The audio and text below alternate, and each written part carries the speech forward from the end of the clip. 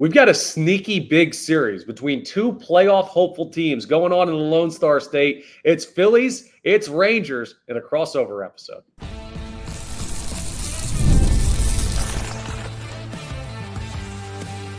You are Locked On Phillies, your daily Philadelphia Phillies podcast. Part of the Locked On Podcast Network, your team every day. I'm Connor Thomas, your host of Locked On Phillies, and today alongside me is Brice Paterick of Locked On Rangers, and we've got ourselves a showdown in the Lone Star State, a big-time series between the Phils and the Rangers. You're locked in on Locked On Phillies and Locked On Rangers. Thank you so much for joining us, both part of the Locked On Podcast Network. Make sure you're rating, reviewing, subscribing to both of the channels. And today's episode is brought to you by Game Time. Download the Game Time app, create an account, and use code LOCKEDONMLB for $20 off your first purchase. And Brice, all of a sudden, the Rangers are in a playoff race and maybe even a divisional race out there in the AL West, 4.5 back of the Astros. The Phils currently leading the NL East. A sneaky big series here. So the Rangers are starting to make some noise down there.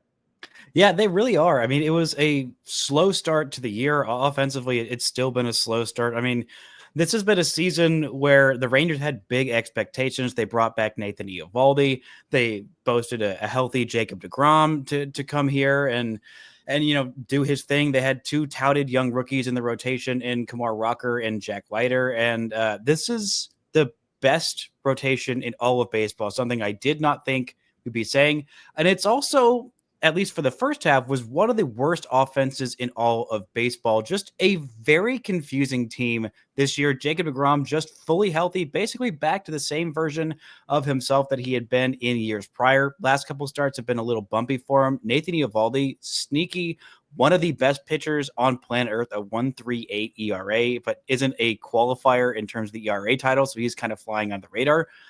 But this was an offense with a lot of talented hitters that all had basically the worst 2 months of their life at the exact same time in the first 2 months of this season. The pitching staff kept them afloat. I mean, great starts from Jacob deGrom, from Eovaldi, from Leiter, even Tyler Mahle, who the Rangers signed ahead of the 2024 season, recovering from Tommy John. Then he comes back. He's great for the first 2.5 months, but he's been on the shelf since June. So we're not sure exactly when we're going to see him back at some point this year, but he's got a sub 2.5 ERA. This has just been a really, really great pitching team, and a team with a bullpen that has been a lot better than people expected. Kind of a mishmash, just really a testament to the pro scouting department for the Rangers of seeing these guys on other teams like Hoby Milner, guys like Sean Armstrong, like Jacob Webb, and even like Robert Garcia, who the Rangers traded for, who is in a rough way right now. I'm sure Phillies fans can empathize with having a closer struggles. For the most part, Garcia had been really good, but the last 3 outings, he's given up massive home runs, including 2 games against the Seattle Mariners, who the Rangers are chasing in that wild card race and the AL West race. 2 different 2-run homers, one a walk-off, one a game-tying shot in the 10th inning. And then his last game out, the last game the Rangers played, a game-winning go-ahead homer in a tie game in the 7th inning to the New York Yankees. So Rangers are in a weird spot. The offense is kind of coming back. Some guys who have been awful are figuring some things out. Jock Peterson, who was the worst hitter in baseball for 3 months, and then broke his hand, came back and looked a little rough, but is looking better. So all in all, this is a team that, should they get into October, should be really scary, but they've got to get there first. Right, and that's the thing. The Phillies feel like they've been a pretty sure thing all year to make it in. The Rangers, a lot of stuff was up in the air. We're going to talk about this series specifically a little bit later on. And we're also going to look at some of the hot bats, hot arms for both of these teams. But just in the how did we get here portion of the episode to get things rolling, the Rangers, how long have you guys been really rolling for, you feel like? Is it post-trade deadline? Has it been going on for a month? Like, how long is this stretch of getting back into contention been going on? It's really been since about the end of June or so. Really, since July, the Rangers have had one of the best records in all of baseball. In July, they had the best home month they've ever had. I believe they lost 2, maybe 3 games in the entire month of July at home. And you're playing the Rangers at a dangerous time. And by time, I literally mean time of day. Because when the Rangers are in the central time zone during the last month and a half, they've been incredible. put them on the West Coast. They cannot figure out what the heck they're doing. They dropped the series to the Angels, losing 2 out of 3 in really stupid fashion, and losing 3 out of 4 to the Mariners in the middle of this hot stretch. I mean, they came back from the All-Star break. They won 8 out of 9 games, with the one loss being a 1-run loss to Paterik on Sunday Night Baseball. So, yeah, you'll take that pretty much every day of the week. And then they, heading into the All-Star break, they kind of were figuring some things out. I mean, winning 2 out of 3 in Houston, not a place that's easy to win games by any means. And they just done a really good job of hitting at home, pitching well at home, and they were aggressive at the trade deadline. I mean, this is a staff that looked pretty good. And because the roster is filled, I mean, the offense has been the problem all year long. But the weird part about that is because it's so many famous bats and guys that are under control for multiple years. I mean, you've got Evan Carter. He's on the shelf right now. He was the Rangers' little savior in that 2023 run. Had some issues with his back last year. I can relate as someone who just tweaked my back literally last night. He's on the shelf for a couple of days. We won't see him in this series. But Wyatt Langford, a good young hitter who's a little bit streaky. Marcus Semien, who started the year awful. You look at his overall numbers and you're like, wow, that's not very good. But since June 1st, he has been basically the version of Marcus Semien that we've seen. So it's kind of hard to look around. And also you got Josh Smith, who's a super utility guy who should have been an all-star last year. He was borderline all-star this year. He's a guy that not a lot of people know. Phillies fans will probably know him at the end of the series. Maybe he's not as much with 2 lefties on the mound as a left-handed hitter, but like this is a good team. And you kind of look at the lineup, you say, okay, if these guys just kind of perform to about the back of their baseball cards, and then you bank on some fallback from the rotation of these guys who may be pitching a little bit over their skis. I think that's part of why the Rangers went aggressive at the trade deadline in terms of the arms. They got 3 players. I mean, they got Phil Maton, who's been really, really good. Danny Coulomb, who's a guy who's super under the radar and has been incredible. Neither of those guys have given up a run in their first 3 appearances. And then you also shored up the rotation with Merrill Kelly, a guy who's just a bona fide playoff starter. So if these teams healthy, they roll into October with a starting rotation of Jacob deGrom, Nathan Eovaldi, and then you throw out there as your 3 starter, Tyler Mahle, and then maybe your number 4 starter as Merrill Kelly. That is an incredible rotation. And then you throw some of those young guys like Jack Leiter or Kumar Rocker in the bullpen. You got someone out there, Jack Leiter, who's sitting in the upper 90s. You throw him in the bullpen, he's going to go out there and touch 101, 102 with some nasty off-speed stuff. I mean, that is a team that would be a nightmare for anybody to face, no matter how well they're hitting. But they really need to just stack these wins because they've kind of put themselves in a hole with the last week, losing the season series to the Mariners and the Yankees, who they are immediately trailing in that wild card race. Absolutely. And that's why this series is so sneaky big, not just because the Rangers have now put themselves in playoff contention and the Phillies have been in playoff contention, but part of the eyes in this series are going to be on the city of New York. The Yankees are hosting the Astros for 3 as this series goes on. So you've got that Yankees team that you're keeping an eye on for the wild card, and the Astros, who are currently holding the lead in your division.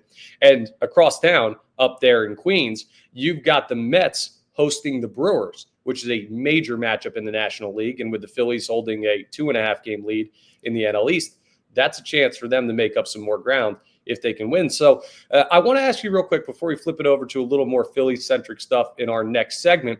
What's the number one concern with the Rangers right now coming into this series? If there's a reason why they're losing baseball games, besides the Pacific time zone, what's been crushing this team when they've been at their worst? I think part of it has been this team, for the most part, they've kind of turned the trend around a little bit with how well they performed against the Yankees left-handed starting pitchers. But when you put a left-handed starting pitcher on the mound, as the Phillies are going to do twice in this series, the Rangers have been in a rough way. They have not done a great job of hitting lefties. I mean, their best hitter, Corey Seager, he's a lefty, and he can hit lefties fairly well this year. But they've started to get some guys a little bit back and healthier. You'll see Sam Hagy, who you may not look his overall line and think, okay, that's not that impressive. But what he does against lefties, he works incredible at bats. He plays a lot of different defensive positions. He hits those lefties very, very well. Josh Young, who had been dealing with a little bit of a calf injury, he hits lefties incredibly well. He'll be back at third base in this series. We might end up seeing Jake Berger a little bit, but basically the offense has been the problem. It has been offense, and then a couple of times like timely bad blow-ups by the bullpen that overall has been pretty good. But it's really the problem with this team all year long, which is so wild to say about a Texas Rangers team, a franchise that is known for hitting the crap out of the baseball and having terrible pitching, saying, this is the best pitching staff I've ever seen. And this offense just needs to be mediocre for this team to win a whole bunch of ball games. Yeah, there's a lot of similarities there between the Phillies and the Rangers when it comes to that, because pitching has been the strength for the Phils as well. And the Phils are sending, 1.5 tough lefties to the mound. Christopher Sanchez throwing tonight. He's very, very good. But then Jesus Luzardo has been very up and down. And there's that Zach Wheeler guy to throw Sunday. So coming up, we're going to talk a little bit more about the series and get into some of what's gotten the Phillies here, including a pretty aggressive trade deadline. So we'll talk about that as we continue the crossover episode of Locked On Phillies and Locked On Rangers. But first, let's talk about our friends over at Game Time. Have you ever decided at the last minute to head to a ball game with friends or family? Maybe you're down there in Texas and you say, wow, the Phils are in town. The Rangers are playing well. Let's get to those games this weekend. Well, you suddenly realize you want to go to the game, and that's exactly where Game Time comes in. It's the easiest way to grab last-minute tickets without the stress. With the money you save on tickets, you can splurge on food, drinks, merch, or even invite a bigger group to come with you. Game Time makes it all possible. They make buying tickets fast and simple, and the prices on the app, they drop the closer you get to first pitch. So if you're deciding last second, you might even get a better deal. They've got clear seat views, a lowest price guarantee that takes the worry out of buying, everything you ever need when you're getting tickets to your favorite events. And no, it's not just baseball. It's sports in general, comedy, concerts, theater, whatever you need a ticket to. Game Time's the place you can get it, get an awesome deal, and the best service in the industry. So take the guesswork out of buying tickets with Game Time. Download the Game Time app, create an account, and make sure you use code LOCKEDONMLB. Yeah, it works for Rangers and Phillies fans alike for $20 off your first purchase. Terms apply. Again, create an account and redeem code LOCKEDONMLB for $20 off. Download the Game Time app today. Last-minute tickets, lowest price, guaranteed with our friends over at Game Time. So we got a heck of a setup for the pitching staffs in this one, man. DeGrom, Kelly, Corbin, who's having a resurgence, Sanchez, Luzardo, Wheeler. This is going to be awesome, man. I'm excited to watch this. Man, I absolutely love great pitching matchups. And this is 3 great pitching matchups. I think it's a little bit more lopsided on the Sunday matchup in terms of all of these. But hey, it seems like with Luzardo being so up and down, maybe it's a little bit more lopsided in the Rangers fashion on Saturday. But this Friday game, Merrill Kelly versus Christopher Sanchez, this is going to be an absolute banger of a series. But I want to start with what's been going well for this Phillies team. This is a rotation that I think heading into the season, most people said would be the best rotation in all of baseball. And you know what? It's kind of lived up to the hype. If not for the Rangers, it's probably the Phillies. I think these are the 2 best rotations in baseball. What has made this rotation so good? And why did the Phillies go ahead and bolster it with that trade of Jesus Luzardo when it looked like, heading into the year, they were already 5 deep? Yeah, so the Luzardo thing was interesting when it happened because starting pitching wasn't so much of a need. But Ranger Suarez is in a contract year, and Luzardo is controllable for another season after this. So that was kind of the preemptive safety net of Rangers going to walk in free agency most likely, and you're going to have to fill that spot in the rotation. But Christopher Sanchez and Zach Wheeler are both, I want to say they're bona fide Cy Young contenders in the National League, but Paul Skeens does still exist. But they are in that conversation. They've been awesome at the top. Ranger Suarez, when he's healthy, has been really good. And Jesus Luzardo has had some great starts, some not so great starts. But those 4 guys have been the mainstays of this rotation, and they've been really, really good. The problem right now is it's getting a little shaky. So Zach Wheeler was supposed to throw tonight. He got his start pushed 2 days to Sunday because he experienced some shoulder soreness after his last start, more than he normally does. People are worried that that's going to lead to more issues. And Ranger Suarez has had a velocity drop to the point where he's throwing in the high 80s at points with his fastball, which is not great. Now, he's not going to throw in this series, so it doesn't really matter to Rangers fans. But this Phillies rotation is one that looked like one of the best in baseball and is now, still able to produce at that level. But there are questions about the longevity there. We'll be watching the Wheeler start very closely on Sunday to see if he's got his command and his best stuff, because that's up in the air. So maybe it's not as lopsided as you think on Sunday for the final game of this series. Yeah, one thing that I'm really surprised about with this Phillies rotation is the guy who has been just the pinnacle of durability, Aaron Nola, has only made 9 starts this year and has an ERA north of 6. What's been the deal with Aaron Nola? I mean, he just signed that big contract after free agency. That felt like the safest bet of like any starting pitcher in baseball for the last 5-6 years. It feels like he's never ever missed time, and this is the year that he finally does. Yeah, so he was terrible to start the year, just flat out miserable, giving up runs left and right, giving up home runs left and right. And it's not the typical up and down Aaron Nola. He was just bad. And they put him on the injured list back in May. He ended up on it with some ankle issue that was almost non-baseball related with the weird stories that came out. Then as he was waiting to recover, got sick. Then while he was sick, apparently had some coughing fit that led to a fracture in his rib, which has then led to him being on the injured list since I believe May 14th. Is the last time we've seen Aaron Nola throw. He's still about a week away from returning. And if he comes back and looks like his typical self, that's a major, major asset to add to the rotation. But there's still questions about what he's going to look like. There's no guarantees that Aaron Nola is going to heavily contribute to this team this year. And at the start of the year, that might have scared you, but seeing what Jesus Luzardo has turned into, who's going to throw game 2 of this series, you've been able to survive it. So it's just been a weird year for Nola. He can still find his way into the playoff rotation, but we're kind of going with the mystery box version of who he is when he comes back. He's currently in AAA doing a rehab assignment. So we'll use him down the stretch if he's usable. There's no guarantee he's going to be.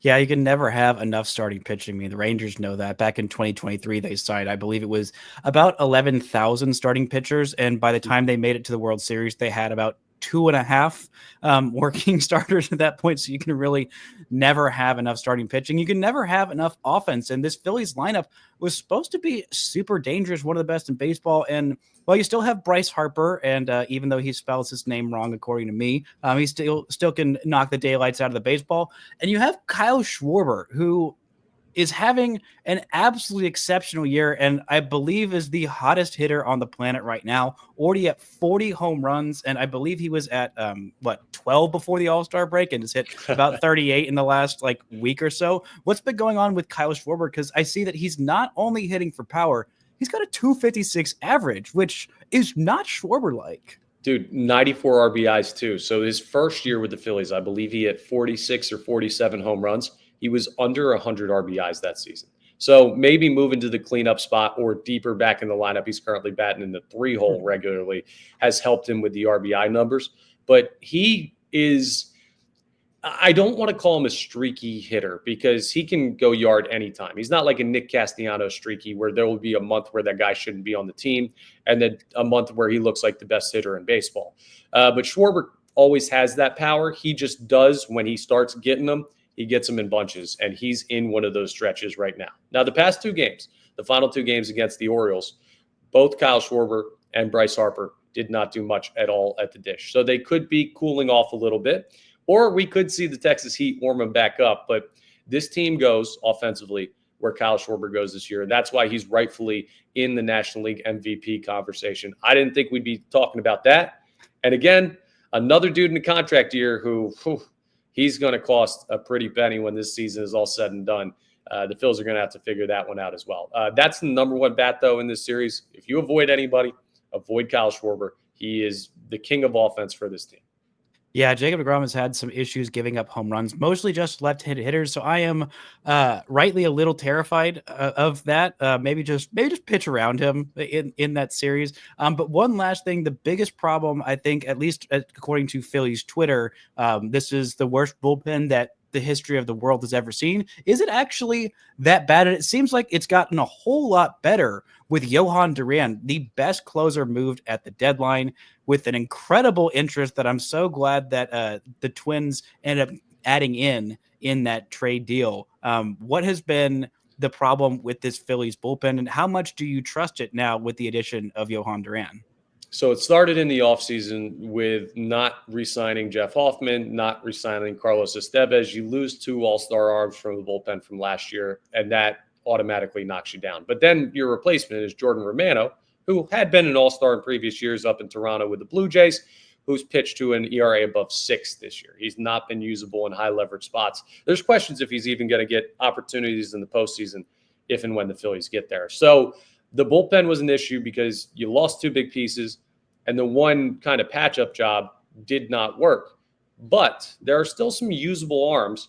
The problem was a guy like Orion Kerkering, a guy like Matt Strahm, who in previous years were 7th and 8th inning guys, were forced into splitting roles as the closer. And now you've got 6'5", 230, 103 miles an hour coming off his right arm, jogging out of the bullpen to, like you said, the greatest entrance in baseball, and Joan Duran.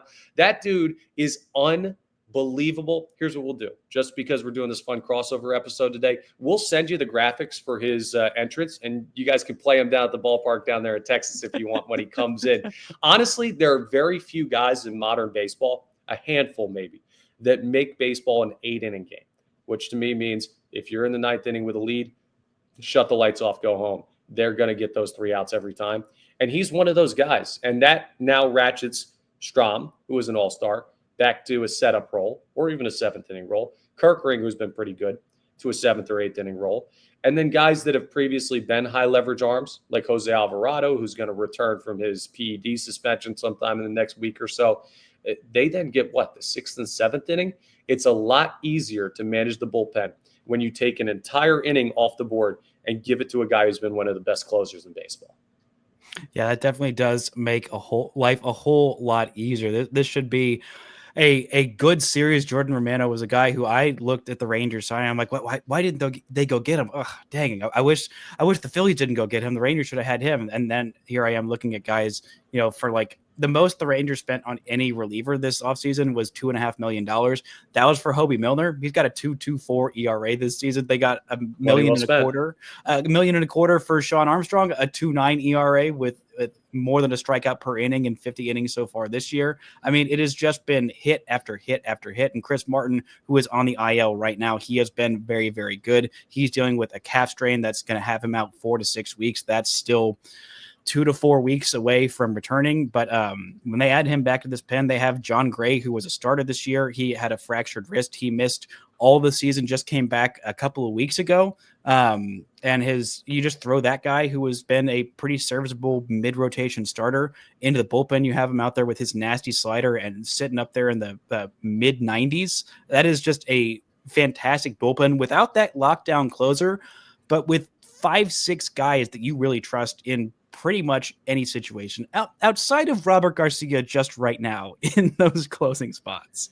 Yeah, I mean, the definite bullpen opportunity with great starting pitching adds to the rotation. It adds to the team. It adds to your ability to win ball games. And something else it does is hot players. So coming up, we're going to give 2 hitters and a pitcher each that are more deep cuts. I'm not going to go Kyle Schwarber or anything on this, but that could make impacts in this series. We will talk about that as we continue this crossover episode of Locked On Phillies and Locked On Rangers. But let's talk about our friends over at Prize Picks first. They're the daily fantasy platform that lets you turn your football predictions into real rewards. Yeah, football season. The Birds just played their first preseason game last night against the Bengals. Man, I can't wait. And Birds, Cowboys, week 1, little bit of Philly-Texas matchup there too. But the preseason's already heating up, and college football isn't far behind. So it's the perfect time to lock in your season-long more or less picks for the 2025 football season, all before week 1 kicks off. Whether you got your eye on big-name quarterbacks or breakout running backs, Prize Picks makes it super easy to get in on the game. You can make picks on Jalen Hurts or Dak Prescott, and you can start watching that head-to-head in week 1. And plus, the flex play option is a total game changer. Even when one of your picks misses, you still double your money. So Prize Picks is the way to do that over the course of the full football season. Download the Prize Picks app today and use code LOCKEDONMLB, and you'll get $50 in lineups after you play your first $5 lineup. That's code LOCKEDONMLB to get $50 in lineups after your first $5 play. That's Prize Picks. Run your game. All right, let's talk about who's hot, who's not, the hitters and a pitcher that could make an impact in this series. And I'll just lead off with one for the Phillies right now, because this is a guy that's been low-key really swinging the bat well, and people in Philadelphia don't love to give him his credit because he's one of the outfield misfits that hasn't done enough this year. But Brandon Marsh, for about the past month now, has been hitting really, really well. and he's great against right-handed pitching. So with the opportunity to put him in the lineup a couple times in this series, I would keep an eye on Brandon Marsh to make a potential impact. Not necessarily with power, but a couple hits in the series would probably not be surprising. Who's one of the deep-cut Rangers that has been rolling? A guy who the first couple of months for him were just a bit of a struggle, Kyle Higashioka, who since going, I mean, the West Coast was tough for basically everybody on this team outside of Kyle Higashioka. Whenever he went to San Diego, where he had a career year last year, he had 1 home run heading into this series. And since then, the last 28 days, he has got 4 home runs. He has been just on fire as of late. The last 28 days, he has an OPS north of 1,000. Also, 2 stolen bases in that span. Not exactly a burner, but knows when to pick his spots. He has been a guy who just crushes left-handed pitching. And since we're going to see a couple of lefty starters in this series, I think Hagy is due for a couple of big games. Probably see him on Friday, and maybe we'll see him on Sunday as well. But this guy, lefties, righties, he has been just absolutely crushing as of late. And you look at his overall numbers, they are getting them back to where they are at this point after having like a 550 OPS heading in July. I mean, this guy has just been absolutely on one as of late. Now, I'll bring up another guy for the Phillies. Now, this is a guy who needs to get hot. So maybe you have a dude like that currently for the Rangers. But Max Kepler, the last time he started, he went 2 for 4 with a home run, 2 RBIs. That's great. And it raised his batting average all the way up to 204. He has not been swinging it well this year. And he was one of the Phillies' big free agent acquisitions. There was a chance that I thought post-trade deadline, this guy would no longer be on the team. And yet he finds himself in this outfield rotation. He gets to start against righties, and then Harrison Bader, who the Phillies acquired from the Twins at the deadline, gets to start against lefties. Even though Bader's a reverse splits guy and has been hitting righties well this year, that's another story for another time, whether I agree with it or not. But if Kepler gets the opportunity again, he's only got so many chances to keep this a platoon before they hand things over to Bader. We'll see what he does this series, and I do believe he's going to be in the lineup tonight. So not a great year, a great last game for him in Game 2 against the Orioles. We'll see if he comes back down to earth like we've basically seen all year. The next guy I want to say is I'm split between 2 guys, so I'm going to kind of split the difference. Jock Peterson, who was awful for the first 3 months of this season, has reached base safely in his last 6 plate appearances and just absolutely tormented the Yankees. I mean, getting a pinch hit game-tying homer on that Monday game against Devin Williams on that airbender changeup, whatever the heck it is.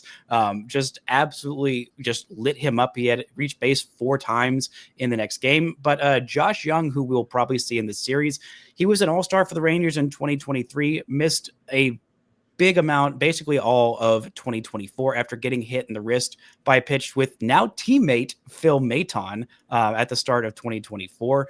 Rangers had him up, and he was doing well the first couple months, got sent down for a month to AAA. As soon as he got called back up, 10-game hitting streak. In the last 11 games since he's been called back up, he's hitting over 350. He's got an OPS north of 1,000. He's got 3 home runs in that span and 8 RBIs. So he broke that hitting streak in his last game, starting against a lefty for just a little bit. But I think that Josh Young could provide an impact in this series. And then lastly, I'm just going to wrap up with for the Phil's side is a pitcher, maybe just to keep an eye on, because I don't know what this guy is right now. But Max Lazar is kind of one of the rotational call-up, came out of nowhere, minor league guys that the Phillies bullpen, when they were struggling, he was one of the arms that they bring up. And the next thing you know, he's throwing in the 7th inning. And the next thing you know, he's throwing in the 8th inning. And he's had some tough outings. He's also had some pretty darn good shutdown outings. So when he comes out of the bullpen, we're currently on, is Max Lazar a guy watch or a potential guy watch? So we don't know quite where he's at yet, but he's getting more opportunities. And if you do see some starters bounce early in games, you'll probably see him in some, not 8th or 9th inning spots, but 7th inning spots, or in a 3-run game in the 8th if you do get into those. I don't know if Rangers fans should be worried about that or not. I don't know if Phillies fans should be worried about that or not. But he's one of those players where we're still evaluating, and there's this glimmer of could he get more opportunity in the pen. So remember the name Max Lazar if you see him out of the pen. And who's that pitcher for the Rangers? I think Danny Coulomb. Danny Coulomb is a guy who you go and you look at his overall numbers and you're like, why is this guy not being talked about more? He was the Rangers trade target who they got, former Texas Tech great. Shout out to Texas Tech greats and him and Josh Young, my former college. But Coulomb has pitched in 3 games for the Rangers so far this year. Since being traded for, he has not allowed an earned run. He struck out 4. He is incredible against lefties, against righties. He does not throw hard, but he gets a lot of swing and miss. He's got basically 4 or 5 different pitches as a reliever. He throws them all very, very well. He's got a cutter that's nasty. I mean, he has just been so darn good, and the Rangers are searching for a surefire closer. I think Coulomb will probably get some of those opportunities. He came up big in a series against Seattle last week. He got himself into and out of a jam, striking out one of the best hitters in baseball in Cal Raleigh with the bases loaded in a tie ball game in extra innings. It was just a huge situation, and this guy has just been so darn good. I cannot stop raving about him. But man, being here with the Phillies in town, it makes me think about the last time these two teams faced off in Arlington to start the season in 2023. I remember I was like half jokingly saying, "Oh, maybe this is a World Series preview." Like, nah, there's no way that's going to happen. And then we were one game away, one bullpen collapse away from that being absolutely true. And well, it's I think it's odd year magic with Bruce Bochy in the American League. I'm hoping that can be the case. And maybe this time it really is a World Series preview between our two teams. I hope so. And I hope it goes better than previous ones, because I'll ask you this question. I want to know if you know this little trivia question here. Do you know the last time the Philadelphia Phillies won a game against the Texas Rangers in Texas? Ooh, I want to say, was it 2014? I think that was opening day. It was opening day of 2014. Tanner Shepard's, yes. Tanner Shepard's opening day start. Marlon Byrd was on that Phillies team. Jimmy Rollins was batting second because Ben Revere was batting leadoff. Anytime Jimmy's not batting leadoff, you could tell that was near the end for him. So the Phillies have had a long time. That's not win a series. No, that's win a game. So hopefully we'll just find one. We'll see. I don't think either of us feel great about saying, hey, we're going to take 2 of 3. Or we're going to lose this series. It's a real toss-up series between 2 really good teams, and it'll be a lot of fun to watch. Speaking of fun to watch, Brice, why don't you tell the folks how they can find your fun content on Locked On Rangers? Y'all can find me on Twitter at Brice Paterick. You can find the show at Locked On Rangers. On Blue Sky, I'm on there. I think we have an account on there as well. You can find us on YouTube and wherever you get your podcasts. Where can the fine folks listening to Locked On Rangers find you and all your work, Connor Thomas? Yeah, you can find me on X at Connor Thomas 975. That's my socials for everything. The socials for everything for Locked On Phillies is at LO_Phillies. And of course, hit that subscribe button, the like button on the YouTube channel for both of our fine shows. It's been a lot of fun, man. The 30 minutes just flies by when we get together. So best of luck to the Rangers. Hopefully the Phillies get the job done. But this is always a fun time when 2 good teams show up in an interleague matchup. And this is the Phillies' final American League series of the stretch. The Phillies haven't played a National League team since the All-Star break. So they'll be glad just to get out of the American League when this one's all said and done. But it's a fun time, Brice. Appreciate it. And everybody, hopefully you enjoyed the show and you enjoyed this weekend series between the Phillies and the Rangers.